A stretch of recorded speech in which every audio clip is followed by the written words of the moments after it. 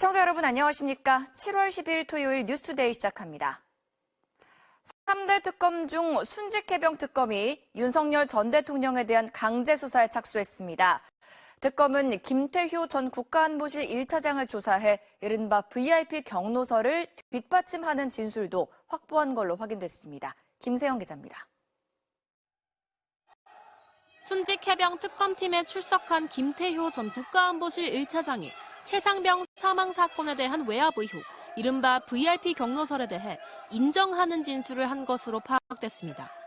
김 전 차장은 특검 조사에서 VIP 경로설이 불거진 2023년 7월 31일 대통령 주재 국가안보실 회의 상황을 설명하며 윤석열 전 대통령이 임기훈 당시 국방비서관의 보고를 받고 목소리를 높여 화를 낸 걸 들었다는 취지로 진술한 것으로 파악됐습니다. 또 당시엔 무엇으로 화낸 건지 잘 몰랐는데 회의에 올라왔던 최상병 순직 사건 수사 관련 보고서를 보고 사유를 짐작했다고 말한 것으로 전해졌습니다. 김 전 차장은 지난해 7월 국회 운영위에 출석해서는 대통령이 경로한 것을 본 적 없다고 발언했었습니다. VIP 경로설은 최상병 순직 사건에 대한 해병대 수사단의 초동 조사 결과를 회의에서 보고받은 윤 전 대통령이 이런 일로 처벌하면 누가 사단장을 할 수 있겠냐고 화를 내면서 국방부와 대통령실이 사건 이첩을 보류시키고 조사 결과를 바꾸게 했다는 의혹입니다.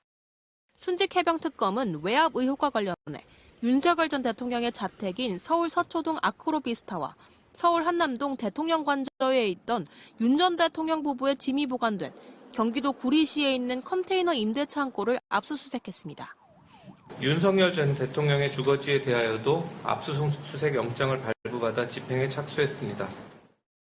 압수수색 영장에는 윤 전 대통령이 직권남용 권리행사 방해 혐의 피의자로 적시됐습니다. 특검은 다른 회의 참석자인 조태용 전 안보실장과 임종득 국민의힘 의원 주거지 등 10여 곳도 압수수색해 관련 자료를 확보했습니다. 수사 외압의 시작점으로 지목된 국가안보실 회의 참석자가 수사기관에서 윤 전 대통령의 경로를 인정하는 진술을 한 것은 처음으로 윤 전 대통령을 향한 특검 수사가 급물살을 탈 것으로 보입니다. MBC 뉴스 김세영입니다.